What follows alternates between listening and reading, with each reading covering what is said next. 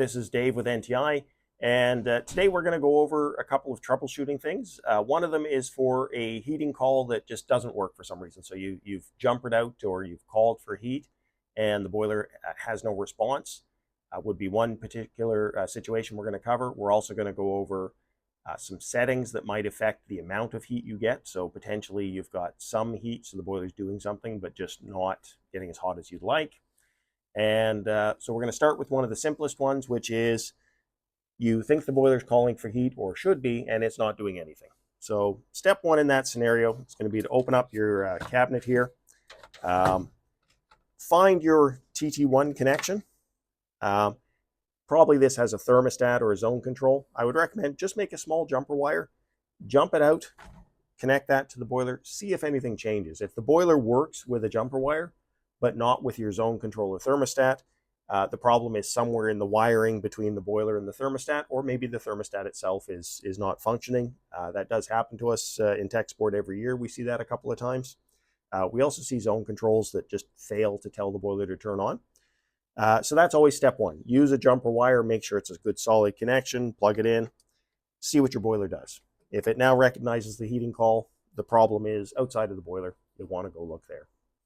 The other thing you can do, and we come across this once in a while when settings in the boiler are changed, potentially if it's online, somebody's been in looking at some stuff, may have accidentally changed something, or as you're going through the menus, maybe somebody changed some stuff. The homeowner was playing with some settings. There's a number of settings that you can affect or change that will change the way the boiler operates. So, for example, menu 410 or 510 or 610, this is the summer-winter function, better known as warm weather shutdown. So potentially your product thinks that it's in warm weather shutdown mode. Now you're probably getting this call because it's midwinter, but if there's an outdoor sensor hooked up and that sensor becomes wet or shorted in a way that causes it to misread, your boiler might think it's 80 degrees outside and it just won't turn on. And one of the ways you can check that is you go to menu 410 and you turn it off. Now there's also menu 421, 521, or 621. This is the type of temperature control. This is where you can set the unit to look for room sensors, or you can tell it to look for a thermostat, this kind of thing. You'll want to go back and set those to the factory defaults. There's also menu 420, 520, and 620. You'll notice this is a problem when you cannot set the boiler, so you'll be in here trying to change things, but it'll only go to 120, for example. So this would be, the boiler is calling for heat, but not enough. Potentially you could have a situation where somebody's gone in and enabled 420, 520, or 620. And what that does is it sort of locks the boiler into a low temperature mode. So you'd want to go and change that. My preference, because there's a lot of settings to check, is just to do a factory reset. So the way I do that is you press and hold OK and escape. After about 5 seconds, 222 shows up on the screen. It says the word code, so you know it wants a login code. Change that to 234. Press OK. When you see the word menu, press OK again. You're going to go up to number 2, press OK. Go up to number 8. Press OK. 280. This is your factory reset. We're going to press OK on that, and it says reset. I'm going to press OK to basically tell the boiler, yes, I would like to reset it. It's telling me that life's good, everything's okay. In some cases, your boiler may reboot like this one. It depends on which settings you've changed and how many. If it resets, you know for sure that the factory reset worked, which is great.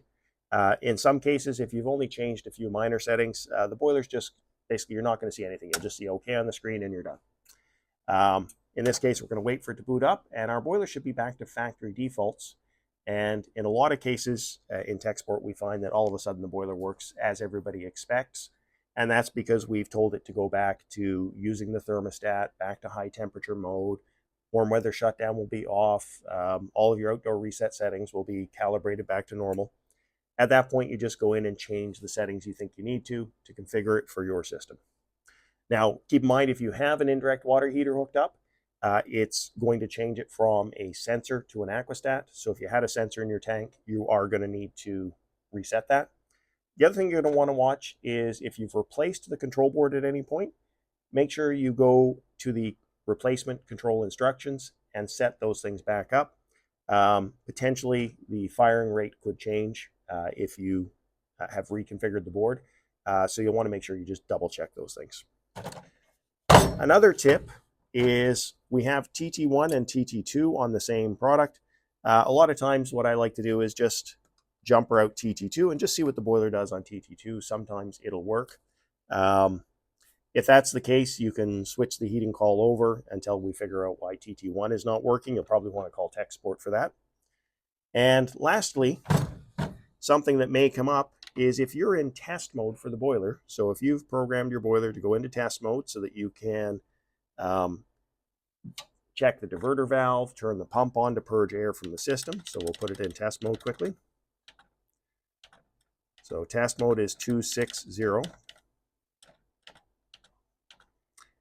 Once you enable test mode, the boiler actually won't respond to new heating calls, and it's doing that because in test mode it's assuming that you only want it to do what you're telling it.